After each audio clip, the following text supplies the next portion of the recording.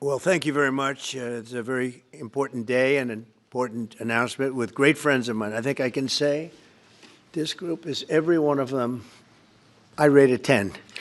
I can't always say that, even if they're Republicans, and these are Republicans, great Republicans. I want to thank you all for being here for this important announcement, 7 years in the making. As you know, this has been going on for a long period of time, and I am thrilled to report that the U.S. Space Command headquarters will move to the beautiful locale of a place called Huntsville, Alabama, forever to be known from this point forward as Rocket City. Okay, so Huntsville, Alabama, we love Alabama. I only won it by about 47 points. I don't think that influenced my decision, though, right? That didn't, right? But we had a lot of competition for this, and Alabama's getting it, Huntsville in particular. So congratulations, everybody. Katie, congratulations. This will result in more than 30,000 Alabama jobs, and probably much more than that, and hundreds of millions of dollars of investment, and that's billions, because it can't be millions, it's billions and billions of dollars. Most importantly, this decision will help America defend and dominate the high frontier, as they call it. I want to thank Secretary Pete Hegseth. He's doing a fantastic job. And Secretary of the Air Force Troy Mink. Troy, thank you very much. Great job you're doing, Troy. This is such a big deal. This is one that everybody wanted to know. What are you doing? I also want to thank Senators Katie Britt, and I want to give my condolences. Your grandmother, her grandmother just passed away. She was 100, right? 100, and she loves you, Mr. President. Well, and she was very proud of you. Thank you very much. Very, very proud of you. So thank you, Katie. Wonderful woman. She must have been. To produce you indirectly, I can tell you she had to be. Tommy Tuberville, who's a great coach. And I won't say anything about what happened with Alabama football this weekend. Let's leave that out. But you're not used to that, right? You're not used to that. But Tommy, Auburn won, that's right. They did. So you're happy. Tommy's been a great senator, as you know, and a fantastic guy all around. He was also a tremendous coach. House Armed Services Committee Chair Mike Rogers. Thank you, Mike. Where's Mike? Mike, thank you very much. Doing great, Mike. Representatives Barry Moore, all great friends, Robert Adderholt, Gary Palmer, and Dale Strong. Thank you all very much, fellas. Appreciate it. In my first term, I created a thing called Space Force, so important. You know, we were losing the race in space very badly to China and to Russia, and now we're far and away #1 in space, and reestablished Space Com with a mission to protect American space assets and detect any threat to our homeland. We initially selected Huntsville for the SpaceCom headquarters, yet those plans were wrongfully obstructed by the Biden administration. And as you know, they moved them to a different locale. And today we're moving forward with what we want to do and the place that we want to have this. And this will be there for hopefully hundreds of years. That's where it's going to be. I will say I want to thank Colorado. The problem I have with Colorado, one of the big problems, they do mail-in voting. They went to all mail-in voting. So they have automatically crooked elections. And we can't have that. When a state is for mail-in voting, that means they want dishonest elections, because that's what that means. So that played a big factor also. In Huntsville, SpaceCom will play a key role in building the Golden Dome, as you know. That's going to be a big thing. Everybody wants to be a participant in it. Missile Defense Shield, we're going to be having a Golden Dome that the likes of which nobody's ever seen before, the finest, the best. And by the way, Canada called. They want to be a part of it, and that'll be great. But Canada wants very much to be included in that, and we're going to work something out with them, I hope. It will also ensure that our technological capabilities, of which we're way ahead of anybody else, there's nobody close, remain unmatched long into the future. So I'd like to ask Secretary Hegseth to say a few words. He was very much a part of it. And really, everybody behind me was. Every one of these people would call me and lobby me. I said, Katie, I don't want to talk to you anymore. I know what you want. She said, that's right, sir. That's what I want. And they got their way. So I just want to congratulate. These are really special people. They're politicians in many ways, but they're great patriots, I think even more so than politicians. So they fought very hard to get it, and it's an honor to give it to Huntsville. Pete, say a few words, please. Thank you, Mr. President. As usual, right place, right time, for the right reason. In your first administration, you established the Space Force at a time when we knew we had to be looking to that domain of space. You also reestablished SpaceCom to ensure that priority was put in place, and you, through the Air Force, independently identified that Huntsville, Alabama was the right place to put it.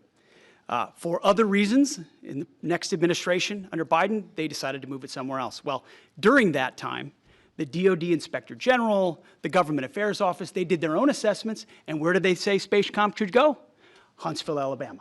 So what you're doing today, Mr. President, is restoring it to precisely where it should be based on what the Space Force, the Air Force, your leadership believes will give us strategic advantage in the future.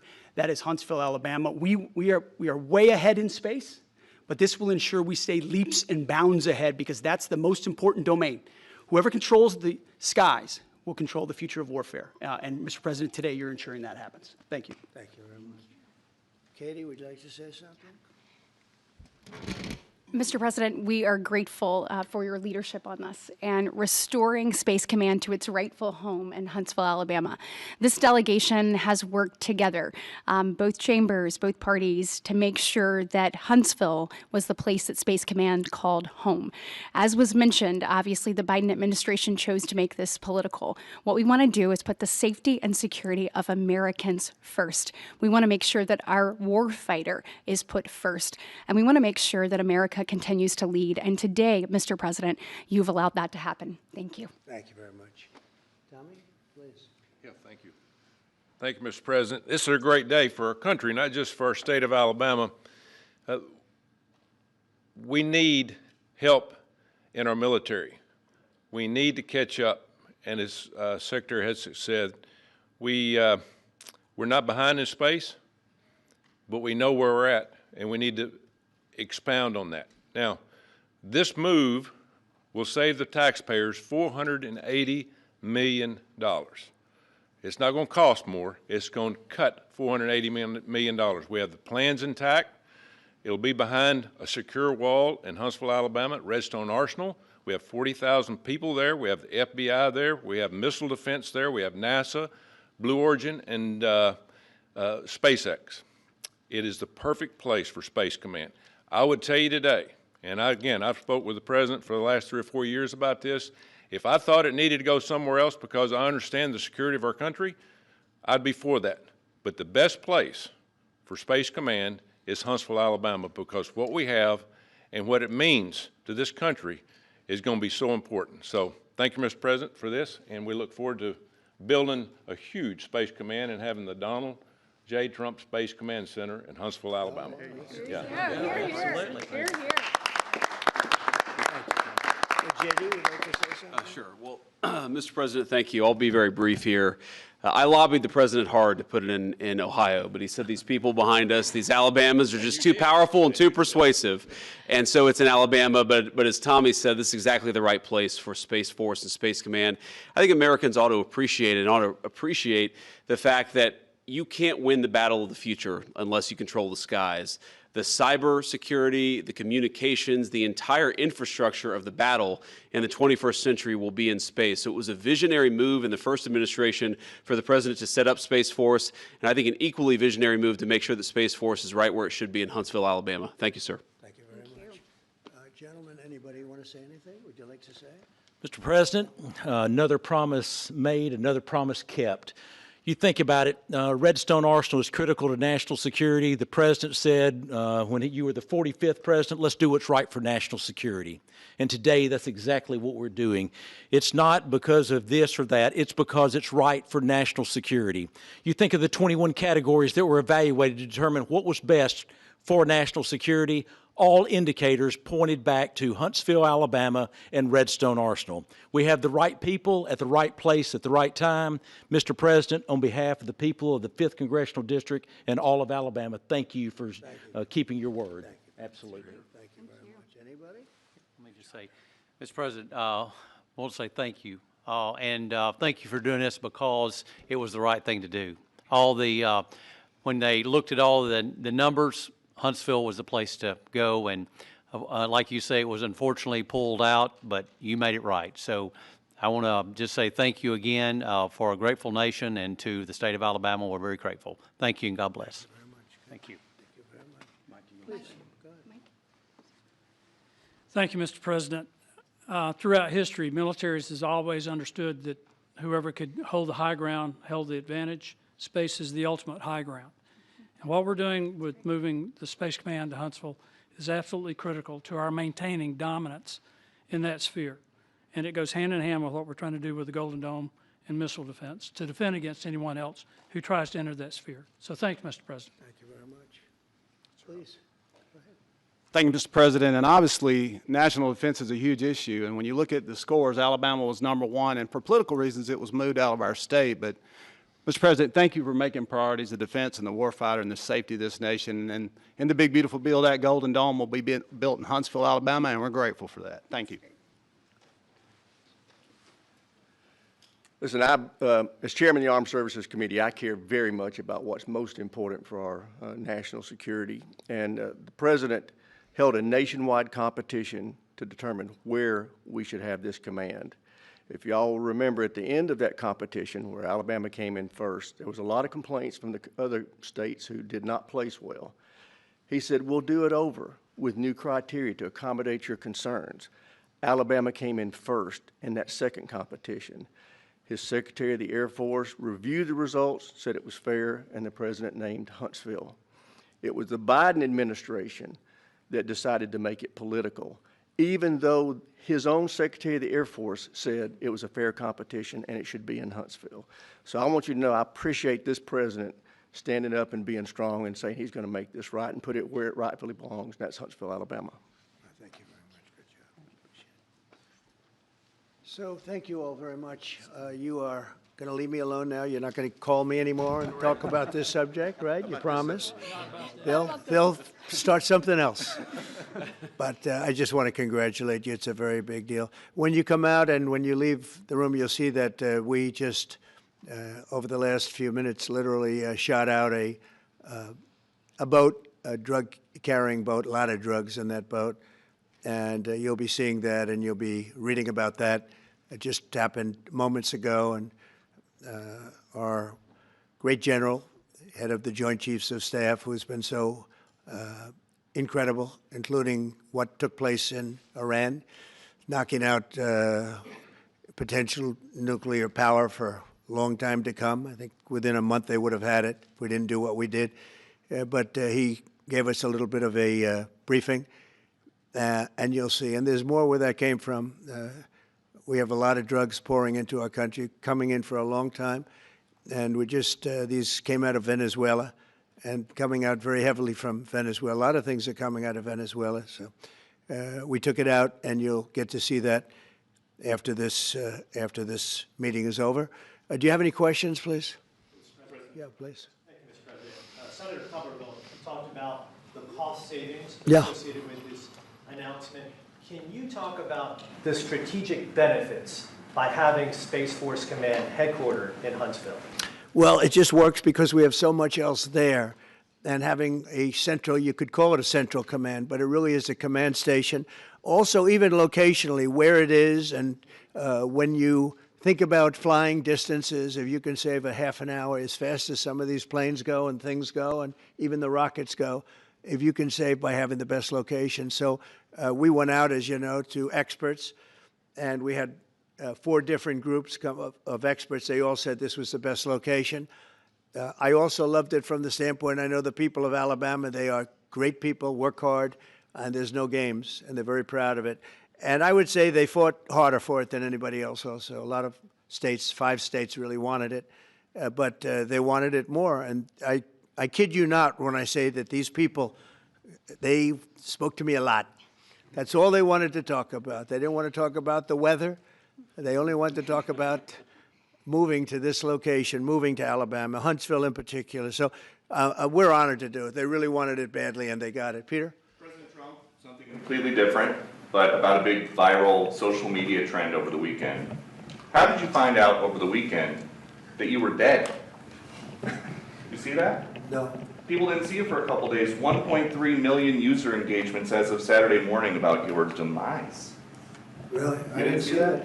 You know, I have heard, it's sort of crazy, but last week I did numerous news conferences, all successful. They went very well, like this is going very well. And then I didn't do any for 2 days, and they said, there must be something wrong with him. Biden wouldn't do them for months. You wouldn't see him. And nobody ever said there was ever anything wrong with him, and we know he wasn't in the greatest of shape. No, I heard that. I get reports. Now, you knew I did an interview that lasted for about an hour and a half with somebody, and everybody saw that was on one of your competitors.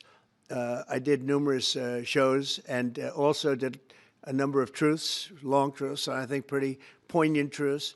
No, I was very active over the weekend. They also knew I went out to visit some people at the club that I own, pretty nearby on the Potomac River. And no, I've been very active actually over the weekend. I didn't hear that one. That's pretty serious stuff. I'm glad it's Well, it's fake news. You know, it's just it's so fake. That's why the media has so little credibility. I knew they were saying, like, is he okay? How's he feeling? What's wrong? I said, I just left. And it's also sort of a longer weekend, you know. It's Labor Day weekend, so I would say a lot of people know. I was very active this Labor Day. I had heard that, but I didn't hear it to that extent. Go ahead, Peter. something else. We know that this country has a huge problem with school shootings. You have said that you're open to sending the National Guard pretty much anywhere. Would you ever consider sending an armed National Guardsman to every school? Well, we have a big problem with school shooting, but we also have thousands and thousands of schools that run perfectly. You know, they talk about you can do things construction-wise, and that's really, I think nobody knows more about construction than me. You can build the construction doors. You can build what they call safety doors, where they lock on the outside, the inside, and every place else. Well, but if one of these lunatics happens to get through, then the police can't get in. Then they're looking for keys all over the place, and it takes a lot of disadvantages to doing, spending billions and billions of dollars and actually making it safer in some way for some of these lunatics that we're dealing with. But I don't think so. I've thrown out the concept. We have great teachers that love our children. The parents love the children. Teachers love the children too. And if you took a small percentage of those teachers that were in the military, that were distinguished in the military, that were in the National Guard, et cetera, and you let them carry, that's something that a lot of people like. I sort of liked it. It'd have to be studied, but they're trained. They know about weapons. You can't do it with every teacher because most teachers don't know, and but I always thought that would be an alternative. But it just, we've had a lot of instances. Other countries have also. They have different kinds of problems than we have, but we do have, there's something going on, and it's a bad thing. Yes, please. Have you spoken with President Putin in the past week? Have you spoken with President Putin in the past week? Yeah, I don't want to, I have learned things that will be very interesting. I think in the next few days you'll find out. Consequences if there isn't some type of announcement of a meeting with President Putin and President Zelensky? Yeah, and what could those consequences be? We're going to see what happens. We're going to see what they do and what happens. I'm watching it very closely. Last week, they lost 7,000, between the two countries, 7,313 soldiers, to be somewhat exact, for no reason whatsoever. And they're Russian and they're Ukrainian, but, they're soldiers. I want to see it end. Yeah. Mr. President, have you decided you're definitely going to send National Guard troops to Chicago? I didn't say when, but the answer is, look, Chicago's very interesting because I watched Pritzker get up and say about, we don't need help, we're safe. But 2 weeks ago, they had 6 people murdered, and they had 24 people hit by bullets. Last week, as you know, it was 7 people, 24 people hit, and 7 people died. And then over the last 2 days, that was the crown jewel. They had, I guess, 9 or 10 killed, and 50 hit with bullets. And you have this governor get up, who's a terrible governor. Probably he and Gavin Newsom would be probably the 2 worst and most naive They're naive. Either they're naive or they're very untruthful. And he'll say, we don't want any protection. We don't need. So in the last 3 weeks, he's lost almost 20 people killed. There's no place in the world, including you can go to Afghanistan, you can go to places that you would think of. They don't even come close to this. Chicago is a hellhole right now. Baltimore is a hellhole right now. Parts of Los Angeles are terrible. If we didn't put out the fires, and I mean the other fires, the bullet fires, they didn't do a good job with, they should have had the water coming down, like I said. You know, we had to release the water. We had to go in and release the water to LA. It's so badly run. But if we didn't get, if I didn't send the National Guard into Los Angeles, you wouldn't, I would be making an announcement today. I'd be talking about Huntsville, and I'd simultaneously be saying, by the way, the Olympics is not coming to Los Angeles. If we didn't do that, and even the sheriff, the top law enforcement person in Los Angeles said, we could not have handled it without them. So that's what he said. Make your mind up on Chicago, though? Well, we're going in. I didn't say when. We're going in. When you lose, look, I have an obligation. This isn't a political thing. I have an obligation. When we lose, when 20 people are killed over the last 2.5 weeks, and 75 are shot with bullets. So let me tell you a little story about a place called D.C., District of Columbia, right here where we are. It's now a safe zone. We have no crime. It's in such great shape. You can go and actually walk with your children, your wife, your husband. You can walk right down the middle of the street. You're not going to be shot, Peter. You're safe. Everyone likes you anyway. They probably wouldn't do it. But it's so dangerous. And there are people in this audience that you've suffered greatly. There are people in this audience that have been mugged and hurt badly, and they don't want to talk about it. Maybe you were very brave in talking about it. You made quite an impression on a lot of people. I appreciate it. But there were other people in this room that have been hurt very badly just walking down the street in D.C. Washington, D.C. is a safe zone right now. It's a safe city. The restaurants are open. They're booming. You can't get a restaurant. New restaurants are announcing that they're going to be open. This took place in 12 days. Now, it's 15 days, but 3 days ago, it became what's known as a safe zone. It's a safe city. And this city was really bad, really, really bad. We took 1,600 people out, hardcore criminals that will not be coming back anytime soon. And we're very proud of it. You know, to have our nation's capital lose every week. You know, it was like years, many years, where every single week somebody was killed for many, many, many consecutive weeks. This went on for years. And then we had, last week it was announced that nobody was killed last week. And I made that announcement in front of a very distinguished leader of a country. And I'm saying proudly, ladies and gentlemen, nobody was killed in Washington, D.C. this week. He looked at me like, what's that all about? I say, yeah, we have a little bit of a crime problem. And we don't have a crime problem in Washington anymore. And the mayor has been very helpful, and the police commissioner has been very helpful, and it's been a great team. And I would love to have Governor Pritzker call me. I'd gain respect for him and say, we do have a problem, and we'd love you to send in the troops, because you know what? The people, they have to be protected. I saw today on one of your networks, not a friendly network, except really the opposite, I would say, very unfriendly network. And they interviewed about 12 people on this morning. Most of them were African American, they were black. And they were saying, please, please, please let the president send in. These were people from Chicago. Please, we need help.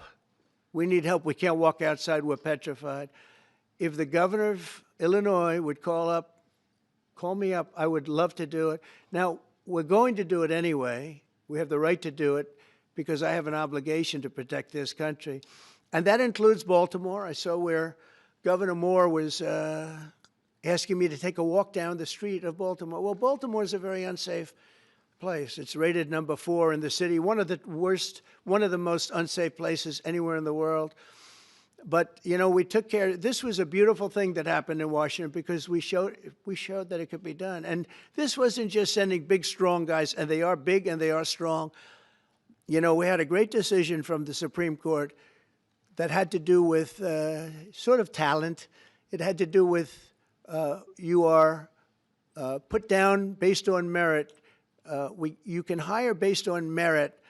So merit for a soldier or for a policeman is strong, physically fit, something, you know, having a certain ability, not a person that is woke and got the job through woke, but wasn't strong enough to lift a gun out of the holster, et cetera, et cetera. No, I looked at the police. As you know, last week I went over, we had a meeting with, there had to be 300 people, and they were all very impressive looking. And when the bad guys see them, they're not going to do a thing. And so I'm very proud of Washington. It serves as a template, and we're going to do it elsewhere. But Chicago is certainly going to be high. I would love to have him call. I would love the governor of Illinois. I'd be honored to take his call.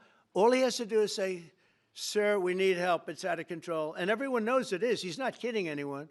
I would love to have, I would say, Governor Moore call, because I watched him over the weekend trying to explain that Baltimore, what they need is housing. No, they don't need housing. They need to get rid of the criminals. These are hardcore criminals. You know, we took many people off the streets of Washington, D.C. They're hardcore. They're not going to be good. In 10 years, in 20 years, in 2 years, they're going to be criminals. They were born to be criminals, frankly. They were born to be criminals, and they're tough and mean, and they'll cut your throat, and they won't even think about it the next day. They won't even remember that they did it. And we're not going to have those people. Washington, D.C. is now a safe zone. It's a safe place, and you can walk, Katie, you can walk right down the street with, by the way, one of the biggest human beings I've ever seen, which is her husband. He was a football player for like 11 years in the NFL. He's a big person. But big doesn't mean anything when they have guns and when they have knives and everything else that they have, right? But you can walk right down the street, even by yourself, and you're totally safe. Washington, D.C. is a great thing. Yes, ma'am, please. Mr. President, as you're calling on Democratic leaders across the country to work with you on crime, do you see your efforts here in D.C., including, for example, working with Mayor Bowser here as a model for bringing more bipartisanship in matters not only with crime, but also issues that matter to everyday American people's lives? So Mayor Bowser's been great. She could have taken the thing, oh, well, and then after I clean it up, they'll take credit for it. You know what they do is they take credit. Like, we cleaned up Los Angeles. We did a great job there. And it was overwhelming what was going on. And again, the police chief made a statement that we could not have done, there's no way they could handle it. You saw what was happening out there. It was going to be a disaster. We stopped it cold. If we didn't do that, would have been a very sad day. And you know, remember, we have the Olympics, we have the World Cup, we have all these things coming, and we have 250, all of these things coming. But I watched Newsom get up and say he's doing a great, he's not, we're the ones that did it, and that's okay, whatever it takes, but the main thing is but he got up and said, we did it. Well, he didn't want us there, and he's going to need us again because it's starting to form again. I see it. It's starting to form again. You know, we have to maintain. It's like maintenance on an airplane. You can buy it, but you have to maintain it. And if you don't maintain it, a good plane becomes very unsafe very quickly.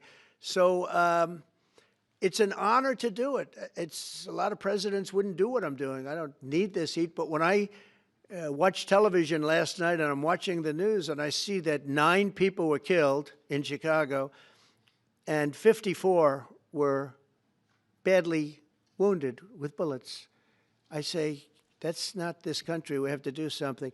And I do say this, I say this very much. I'm not speaking to anybody but them right now. I would love to receive calls from governors and mayors saying they need help. We'll help them. We have a lot of people. We have a great force. We have a great military force. You know, Pete will tell you that when I was running for office, and this was a big headline, I think, you know, probably got me a couple of votes, but you couldn't sign people in the military. Nobody wanted to join the military, the Army, Air Force, the Navy, Marines, Space Force, Coast Guard. We never forget Coast Guard because they've done such a great job. Never. But nobody wanted to join any of them. We were way below what we wanted. Every single one. The closest was the Marines, whatever that is. You'll explain that to me. But the closest was the Marines. But every service was way down, way down. And then I got elected, and our country is the hottest country anywhere in the world right now. Everybody's talking about the USA. They're talking about the job that we're doing. Everybody. We have the best economy.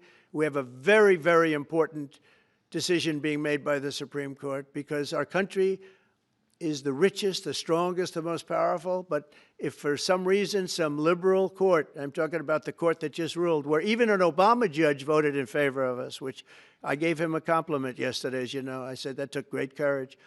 But it's a liberal court, and it's going up to the Supreme Court, who I think have been incredible people. I think they've made very wise decisions. But the tariff question, because without the tariffs, this country is in serious, serious trouble.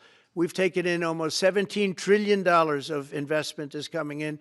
Most of it is coming because of tariffs. And if for some reason somebody wanted to be politically correct, I actually think it's unpolitically correct. I think politically correct is to approve it because there's nothing so popular as what's happened to our country. Our country is doing so well. But we had a liberal court gave us a very shocking ruling, and that ruling is basically saying that the trillions of dollars that are pouring into our country, putting us in a position like no country is anywhere in the world, that they'd like to see us that taken away. By the way, a lot of the people behind that lawsuit, that particular, are from foreign countries. I might add.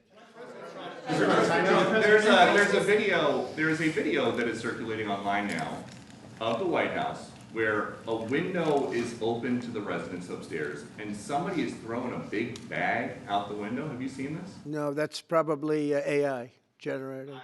So Actually, you can't open the windows. You know why? They're all heavily armored and bulletproof. So that's a fake video? Well, it's got to be because I know every window up there.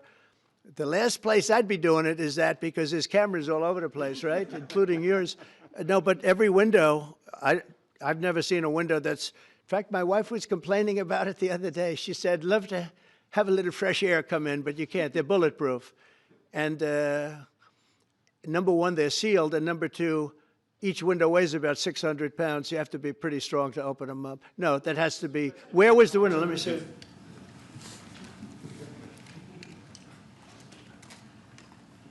Maybe from the renovations? Which is the window? It looks like this is on the 15th Street side, I think. Yeah. So right here. Yeah, those windows are sealed. Those windows are they're all sealed. You can't open them. What you were saying regarding the federal. It's the kind of thing they do. And one of the problems we have with AI, it's both good and bad. If something happens really bad, just blame AI. But also they create things, you know, it works both ways. If something happens that's really bad, maybe I'll have to just blame AI.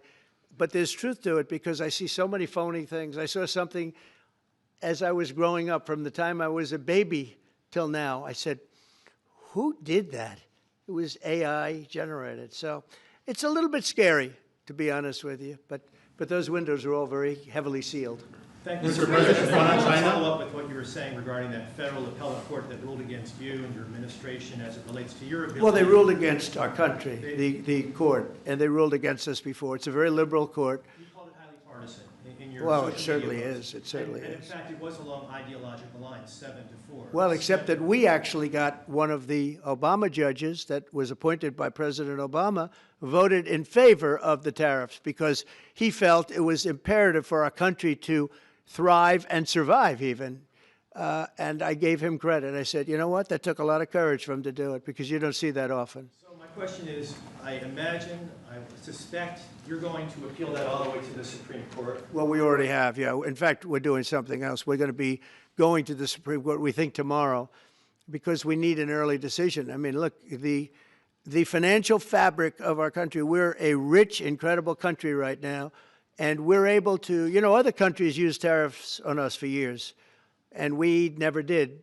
I did a lot during my first term, but then we had COVID, and we had to focus on other things. You couldn't be tariffing Italy, Spain, France, as they were dying by the thousands and millions.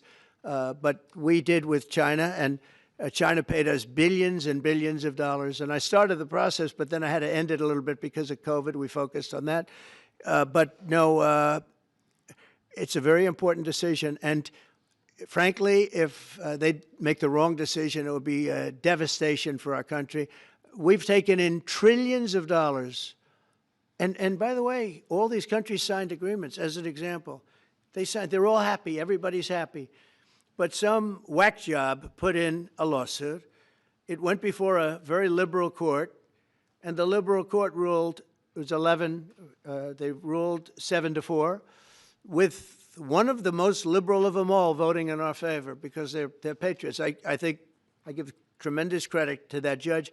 And now it's going to the Supreme Court. Now we're going to be asking for early admittance. We're going tomorrow, and we're going to ask for an expedited ruling because, you know, when you look at the stock market's down today, the stock market's down because of that. Because the stock market needs the tariffs. They want the tariffs.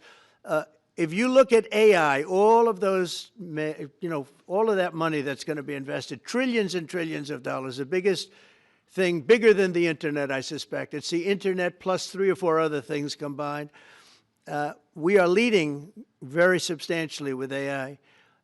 We're leading because of tariffs. We're leading because of talent, and this is where they'd like to be. But without the tariffs, we wouldn't have a chance because we wouldn't be able to protect those investments of the companies coming in. So if you took away tariffs, we could end up being a third world country. That's how big the ruling. So we're asking for an expedited ruling. As a backstop to that, President, you have a Republican-controlled Congress. You control the House. You control the Senate. Yeah, but we don't have 60 votes. We don't have 60 votes. I'd love to do that. Oh, if we had 60 senators, if we got the 60 votes, we would get them. But we need 60 votes, and we need, you know, a certain number in the House. We'd get. I think we'd get, I don't know, we have about 5 of them here. Would everybody agree with me on tariffs? Without tariffs, we're a different country. We have taken in so much money. And here's the thing. We signed a deal with Japan. They're paying us hundreds of billions of dollars. We signed a deal with South Korea. We signed a deal with the European Union. We signed a deal with Europe. And those countries are paying us $950 billion. And they're happy about it. They're okay. As one of them said, it's amazing that we got away with it so long. One of my friends, a leader of one of the countries, and they're fine with it. They all signed. If that ruling ever went against us, I guess we'd have to give back hundreds of billions. We would have to give trillions and trillions of dollars back to countries that have been ripping us off for the last 35 years. And I can't imagine it happening. On a legal basis, they have no legal basis whatsoever. But on a common sense basis, it would destroy America. Okay. We talked about controlling the sky. On Sunday, the satellite signal of Ursula von der Leyen's plane was alleged. With Ursula? Well, she had an interesting event. She's a tremendous woman. And so what are you asking me about her? NATO is concerned about it, I do too, about this. Sure, NATO is concerned about it. Well, nobody knows where it came from, but they did take away her ability to use a phone. You know? Sometimes that's a good thing. Sometimes that could happen to me. I'd be very happy. Mr. President, reducing the tariffs on India from 50%. What does that mean? Are you considering taking away some of the tariffs that you've imposed on India? No, we get along with India very well. But India has, you have to understand, for many years it was a one-sided relationship. Only now since I came along, and because of the power that we have with tariffs, India was charging us tremendous tariffs, about the highest in the world. They were about the highest in the world, #1. And we, therefore, weren't doing much business with India, but they were doing business with us because we weren't charging them. Foolishly, we weren't charging them. So they would send in massive, you know, everything they made, they'd send it in, pour it into our country. Therefore, it wouldn't be made here, you know, which is a negative. But we would not send in anything because they were charging us 100% tariffs. And, you know, I'll give you an example, Harley-Davidson. Harley-Davidson couldn't sell into India. There was a 200% tariff on a motorcycle. So what happens? Harley-Davidson went to India and built a motorcycle plant. And now they don't have to pay tariffs. Same thing as us. So what we're doing is literally thousands of companies are coming into the U.S., car companies, AI, but, you know, more traditionally car companies. We have so many car company factories under construction or being designed right now. And they're coming from China, they're coming from Mexico, I must tell you, and they're coming from Canada, a lot of them coming from Canada. But they're coming into our country because they want to build here. And they want to build here for two reasons. Number one, they'd like to be here. And number two, the tariffs are protecting them. And number three, they want to avoid paying tariffs. When they build their cars here, they don't have any tariffs to pay. You know, when you build here, you don't have any tariffs. Mr. President, Go ahead, in please. light of the Minnesota shooting last week, the Department of Homeland Security is now awarding more than $100 million to hundreds of faith organizations across the country to help them ramp up security. What's your vision for further protecting religious liberty across the country amid incidents of threats and So violence? religious liberty is so important, and we're talking about every religion now, and we're doing things on that nobody else has ever done, and we're going to be having a big announcement in about 2 weeks on that question. Yeah, please. On Space Command, sir, are you concerned that people may not be willing to relocate from Colorado to Alabama? No, I'm not worried. It will get somebody else. I mean, the problem with Colorado is they have a very corrupt voting system. Look, I have so many friends in Colorado. Anytime you have mail-in voting, you have corrupt elections. Very simple. It's very simple. Even Jimmy Carter said it with his commission. They set up a commission with him and Scoop Jackson and some people, highly regarded people. And they said the finding was, if you have mail-in voting, you will have corrupt elections. Well, your radical left governor decided that he was going to have all mail-in voting in Colorado. Once you have all mail-in voting, and for whatever reason, the Democrats cheat. And they cheat like, you know, they're not stupid. That's the only thing. They're no good on policy.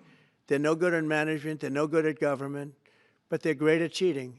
And they stick together, too. I give them credit for sticking together. Please. Obviously, this is a big win for national security, moving this to Alabama. We've all can agree with that. Big. Is there any idea of the economic impact this has on the state and on that local area? Katie, do you want to answer that? Look, I mean, go ahead. Please go.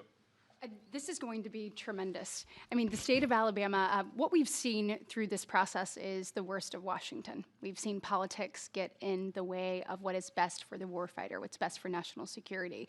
And the state of Alabama is about to show the country the best among us. So we know the economic impact is going to be tremendous. There at Redstone Arsenal, we're proud to house everything from the FBI to headquarters there for material command to a number of things. We obviously have NASA with Marshall Space Flight Center, and so this naturally fits within. When you look at the decision matrix that they placed in front of us, that's why we ranked so high, is because we have the resources necessary and the ability to build out quickly to meet the needs in front of us. As far as economic impact, it would be tremendous. Does anybody have an exact number? 1,600 jobs. 3,000 spin-off. With 3,000 spin-off. Look at this. This is teamwork right here. So we are really proud, and the people of Alabama are ready to get to work. And I've got a housing question, if you could, just for a second, Mr. Yeah, President. please. Owning a home and going about the American dream seems like it's out of touch for a lot of Americans. Just recently, you pushed out a statement about addressing an emergency housing situation. That's right. We're thinking about doing that. Yeah, can you just... Well, we need a little help from the Fed. We have a man named Jerome Too Late Powell. You probably heard of him. He's too late. He's way too late. And the economy is so strong that it's pushing through that. Normally, it would have been much tougher, but we're doing so well that we're pushing through it. But it makes it very hard for people to get mortgages because too late is too late. Very simple. He's too late. And probably political, whatever. He wasn't too late before the election. Before the election, he was cutting rates, right? Because he was hoping that, I guess, Biden would get in or that Kamala would. He was a big Biden guy. Explain that one. And then he was a Kamala person. But he was hoping, I guess, she'd win, I guess. I don't know. It didn't work out too well. But, yeah, we need a very serious cut. You know, I think that if you look back many decades ago, the United States was always the lowest, even if they were doing badly. The United States was, because without the United States, everything in the world would die. It's true. It's so powerful. It's so big. And I made it really big in the first 4 years. Then it started to degenerate with what this Biden administration did. But we built it up to a level that I never thought we could be at this quickly. We're the hottest, we're the best financially. The money coming in is so big because of tariffs and other things, but because of tariffs. Tariff gets us even those other things. Plus, it gets us great negotiators. I settled 7 wars, and numerous of those wars were because of trade. And numerous of the trade deals that I made were because of tariffs. It gives you a great negotiating ability. If that ability were taken away from us by a liberal court acting on essentially foreign nations, asking to get help from the United States government, when they've been doing this to us for 40 years, that's why we have $38 trillion in debt. We won't have it for long if they let us, if they allow us to do what everybody knows we should be able to do. Yeah, please. Mr. President, another Biden-era action that you're now reversing is that you signed a deal last week to make federal buildings adopt and embrace classical architecture styles again. Can you talk to us about why you do that, and also what's your vision? Well, we want to see beautiful buildings. Now, you know, it's in the eye of the beholder. I've seen architectural reviews over the years. I'm an expert at it. I've gotten a lot of great reviews. But I've seen buildings that I didn't think were very good get great reviews, and I've seen great buildings get bad reviews. So, but it's just a standard. We want to have a good standard. We're building something here. You know, for 150 years, they wanted a ballroom at the White House. We're doing something at the highest level, using great architects and all. And, you know, it's very exciting. But we have a lot of interesting things happening architecturally in D.C.